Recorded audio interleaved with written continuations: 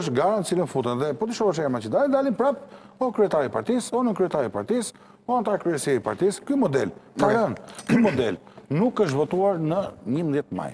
Okej. Dhe ti nuk mendon që do votohet në 9 nëntor? Për herë të 7. Për herë të 7, 2015, 2017, 2019, 2021, 14 maj, 11 maj, sa herë duhet humbin këta njerëz që quhen humsa? Se ne kemi thënë, me 2 herë bëhesh humbës, këta s'bëhen me 7. Okej, Kulluri, se jemi limite, kam parë disa reagime tua të forta, për do ndroj pak temë, në 2-3 minutat fundit. Për Shakan e Ramës, kam parë disa reagime të forta tua në rrjetet sociale. Shakan e Ramës me Trump. Rama e quan Shaka. Edhe munduhet ta shpjegonte pastaj me një statut të gjatë. Nuk ka çfarë shpjegon asaj. Dgjoj, këtë që ka bërë Edi Rama, nuk ka guxuar ta bëjë as Khrushchevi me Kennedyn, as Mao Zedongi me Nixonin, as Putin me Trump, me Obama, me Biden, as Xi Jinpingu me asnjë president amerikan. Kjo thotë që në Rama është më lart se këta.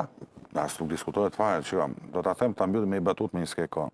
Kur Rama, jo kam në 2 minuta kohë, kështu që. Kur Rama arrin dhe shkarkon drejtorët e Bashkisë Vlorë, Trumpin se ka asgjë fare, e grinë, ha gjallë.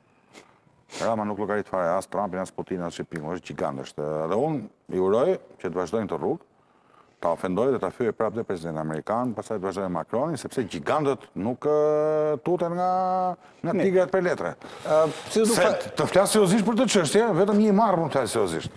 Vetëm një marr nga një katon si ne, që jemi me 2 milionë e gjysmë njerëz, ai sa ka gjysma Manhattanit, mund të guxoj të ofendoj publikisht shikoj. Pse ishte ofendim? Ishte një shaka mes Macron. Po ishte ofendim. Po ti e quaj shaka, unë quaj talli. Prandaj po them, më shpjego. Pse është talli? Po çu është talli, çu ta nxjerr Russia Today lajm parë.